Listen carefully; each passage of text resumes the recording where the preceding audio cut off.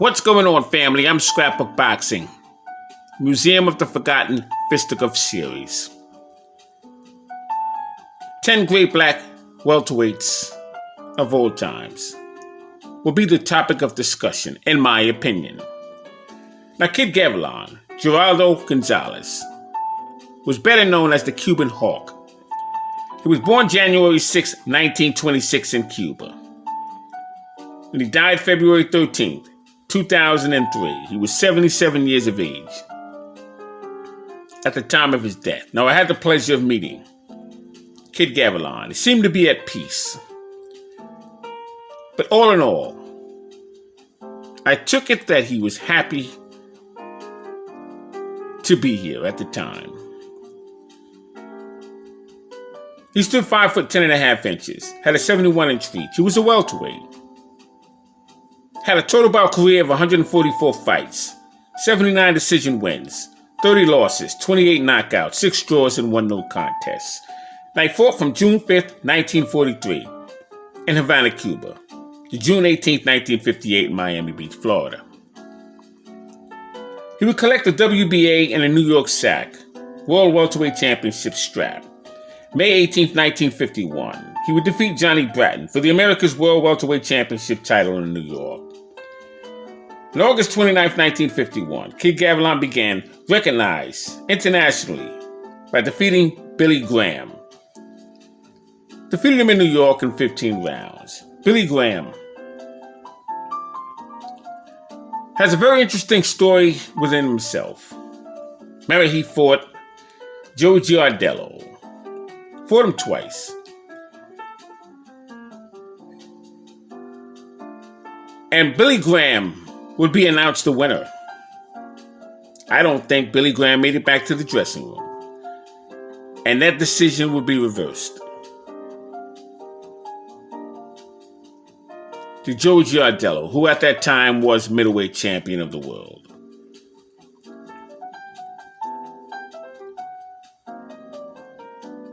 Kid Gavilan, between 1948 and 1958, would face Chuck Davey, Ike Williams, Johnny Greco, Patty Young, Bobby Dykes, Rocky Castellani, Joe Maselli. He'd be in the ring with Tony DeMarco and Vince Martinez, Tommy Bell and Eugene Houston. Would take on Tony Gennaro and Alonzo Teal, Sonny Horn, and many others. We faced Johnny Bratton, who was better known as the Honey Boy. Johnny Bratton was born in Chicago.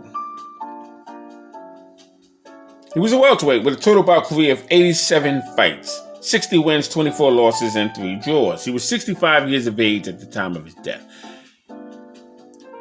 I met Johnny Bratton. For at least 3 or 4 years, there was an imposter going around New York's Madison Square Garden, pretending to be Johnny Bratton. Johnny Bratton was not doing too well. He was homeless. But I remember the days when my grandfather would sit me down and talk to me about Johnny Bratton. Oh, he said Johnny Bratton was a playboy. Slick hair and the suits this man would walk into the gymnasium with. Oh. He was just one of them guys. But he had a little cuteness to him. Man, this young man can use his hands at that time, my grandfather would explain to me. Johnny Bratton would take on fighters such as Charlie Fusari. Fought him for the vacant NBA Welterweight Championship strap. March 14th, 1951. You see, Ray Robinson's last welterweight title defense was against Charlie Fusari. They would fight in New Jersey, and the referee would be Paul Cavalier. So when Ray Robinson would relinquish his title to move up to the middleweight championship division, he wanted to take on Jacob LaMotta, who he had already faced 5 earlier occasions. Charlie Fusari would have to meet Johnny Bratton for that vacant strap. Bratton would defeat Fusari, and so now Bratton would become the NBA welterweight champion. Well, August 29th, 1951, Gavilan became recognized as a welterweight champion when he would defeat Billy Graham, because Gavilan had defeated Johnny Bratton.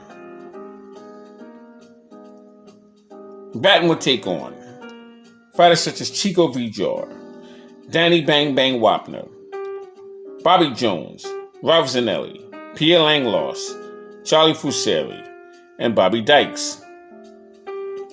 May 18th of 51, Bratton would lose that title to Kid Gavilan. February 27th, 1948, Kid Gavilan had lost 10 rounds to Ike Williams, New York's Madison Square Garden. Now the referee was Ruby Goldstein. He scored the fight 4-5. On behalf of Williams, he had 14,907 spectators in the building. Collectively, they would pay $67,561 to watch this bout. And man, was that a fight. April 1st, 1949, Ike Williams, New York's Madison Square Garden, would lose to Kid Gavilan. Kid Gavilan would throw his famous bolo punch, according to my grandfather. September 23rd, 1948, Gavilan would lose 10 rounds to Harlemites, Ray Robinson, New York's Yankee Stadium. But I guess the best conversation I had with my grandfather was the rematch, July 11th, 1949. Kid Gavilan would lose 15 rounds in Philadelphia to world welterweight champion at that time, Ray Robinson. It was for the NBA and the New York SAC welterweight championship title. That would be Ray Robinson's 99th professional fight. Kid Gavilan weighed 144 pounds. And Ray Robinson weighed 147 pounds. $128,435 would be paid to Ray Robinson, 18.5% of the net gate. Met him at the Municipal Stadium in Philadelphia. Robinson was a 2-1 favorite. He was expected by 27,805 fans as they investigated $175,754 to defeat Kid Gavilan. Future manager of Rocky Marciano, Al Weil, was a matchmaker during that time, and he offered George Gangford a shot at Charlie Fusari for the middleweight championship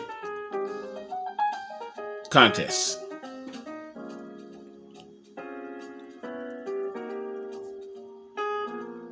Ray Robinson, during those years, was calling all the shots. And Kid Gavilan would no longer take on Ray Robinson. He would dominate the welterweight division. Now, Monday night, July 7th, 1952, 144-pound Kid Gavilan knocks out Philadelphia's 21-year-old, 146-pound welterweight contender, Gil Turner. The fight was stopped 2 minutes and 47 seconds of the 11th round. They fought at the Municipal Stadium, and the referee had stopped the contest in front of 39,000 excited and enthusiastic spectators. The hard-earned money combined $269,667 was well spent. You see, Gil Turner was born October 9th, 1930 in Philadelphia. He had a pro record of 54 wins, 20 losses, 2 draws, and 35 knockouts. As an amateur, he would win a 1950 AAU welterweight championships. He defeated Joe Masellian, Johnny Saxton, and Bobby Dykes, and Pierre Langlois. He also defeated Gene Foreman, Virgil Akins, Yama Bahama, but he would lose to Gene Foreman, Isaac Logard, Joe Giamber, Del Flanagan, Ralph Dupas, Carmen Basilio, Joey Giardello, and Bobby Dykes. Kid Gavilan would take on Ralph Tiger Jones. Ralph Tiger Jones is from Yonkers, New York. And Ralph Tiger Jones was a middleweight, very experienced. He wore dark trunks with white stripe and black shoes. Kid Gavilan wore white trunks with dark stripes and white shoes. April 4th, 1958, Kid Gavilan and Ralph Tiger Jones once again mixed it up, with Gavilan winning a 10-round decision in Philadelphia. Now, Ralph Tiger Jones was born March 14th, 1928 in Brooklyn, New York. He died August 20th, 1994. He was 66 years of age at the time of his death, and he would reside in Queens, New York. But he was a resident of Yonkers, New York. He stood 5 foot 8 inches, was a middleweight, had a total bout career of 89 fights, 52 wins, 13 knockouts, 32 losses, and 5 draws. Tell you something about Ralph Tiger Jones. And there was quite a few fighters that way. He was maneuvered by the mob, had to throw a lot of fights, showed up, gave a contender or a man who was expected to win a hard time during the course of the fight. But then he would take off the gas so that the referee would raise the hand of the other fighter. But had it been for Ralph Tiger's own doing, he would probably have lost only 4 fights. He defeated Ray Robinson and Ray Robinson's comeback. Oh, did he give Ray Robinson business that night? And a fight with him and Kid Gavilan. Oh, what a hell of a fight. My God.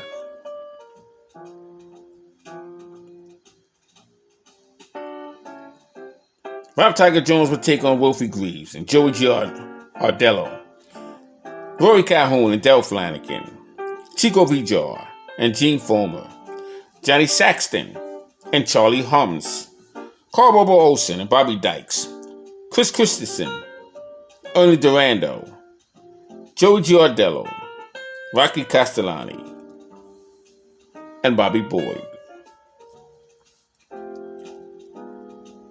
Ralph Tiger Jones was the goods, and he would give Kid Gavilan a hard time, but Kid Gavilan and Ralph Tiger Jones would put up a performance for the ages.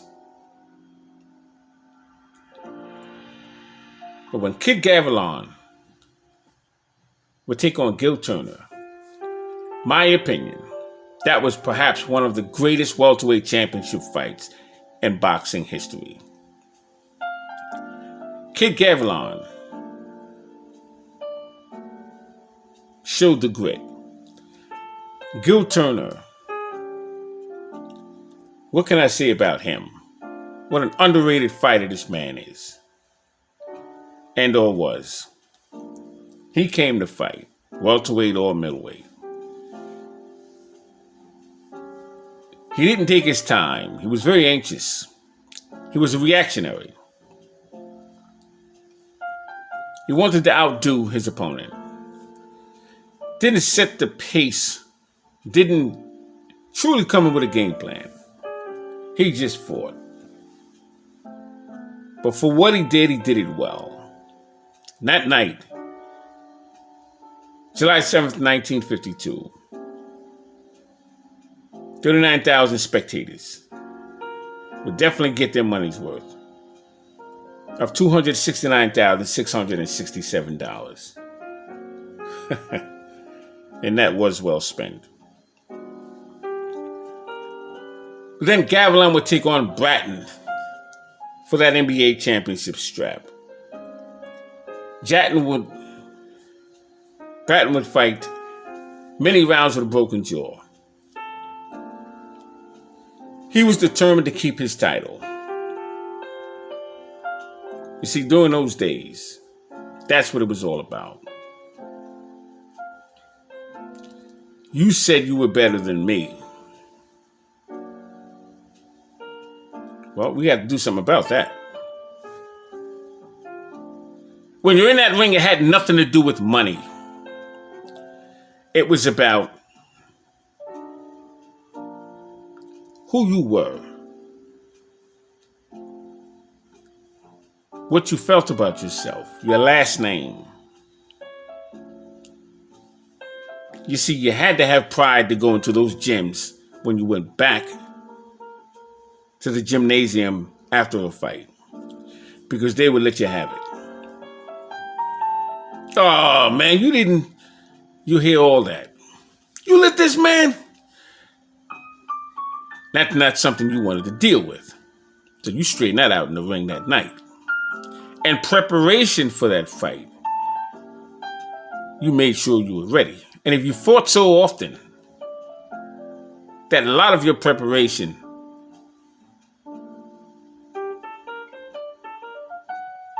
were 20 fights during that month, or 16 fights during that month, that you spend the majority of your training fighting in arenas such as St. Nicholas, Sunnyside Garden, Broadway Arena, Queensboro Arena, New York's Madison Square Garden, the Athletic Club, Eastern Parkway Arena, Laurel Gardens,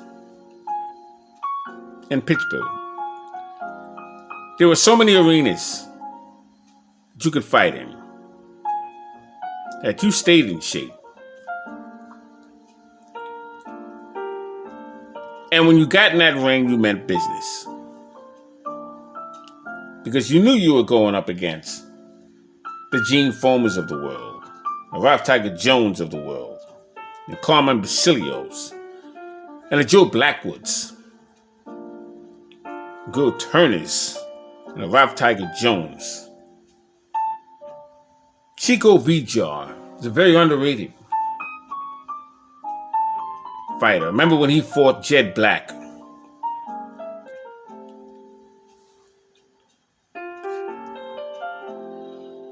Charlie Holmes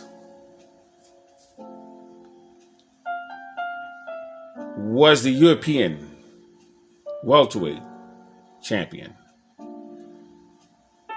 And he was in line to face Johnny Bratton.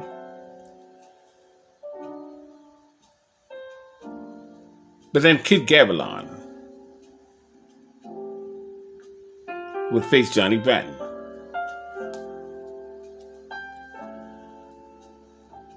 So in 1951,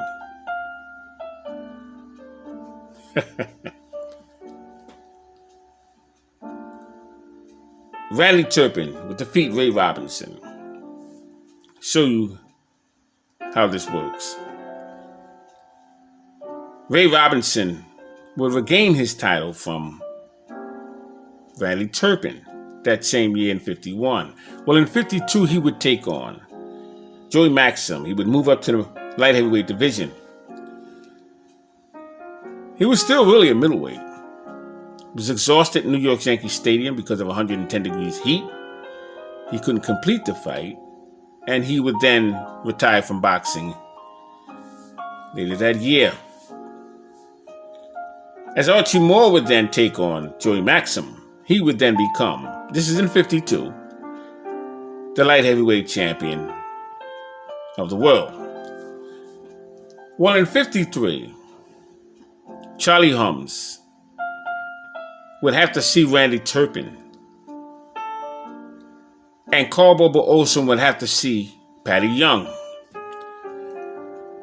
Young saw Olsen for the Americas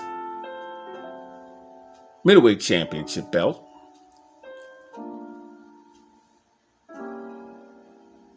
And Hums saw Turpin for the British middleweight championship title. Now, Charlie Hums was a welterweight, but he was expected to face Johnny Bratton in 51.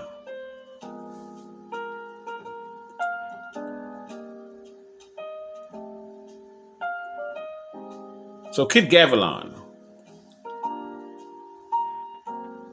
would become the America's welterweight champion, and he was recognized universally when he would defeat Billy Graham. Boxing is something else.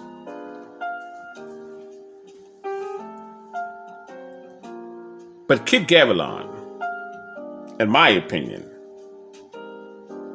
is extremely underrated. I don't think he gets enough recognition. I please Kid Gavilan. 10 greatest black fighters in boxing history as a welterweight. He took them all on. He had a signature punch. It was a combination. It was the bolo punch and reverse bolo punch. He would wind up and dig underneath the heart and pull right back over the top with an overhand right in combination and come back with a left hook. A beautiful thing to see. One of the fastest hands in the welterweight division outside of Ray Robinson. Quick on his feet, moved from side to side. Knew his way in that ring. He had the heart of a lion, the endurance of a water buffalo.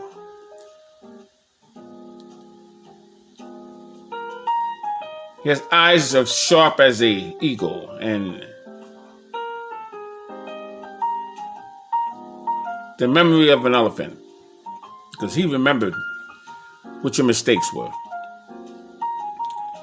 Shout out to Kid Gavilan.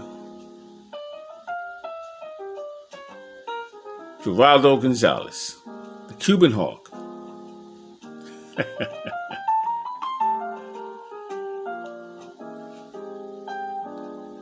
I'm Scrapbook Boxing, Museum of the Forgotten Fisticuff series. All great fights and all great fighters would never be forgotten on my channel. Kid Gavilan has been added to this list. 10 great black welterweights of all times. Thanks for listening. Be well.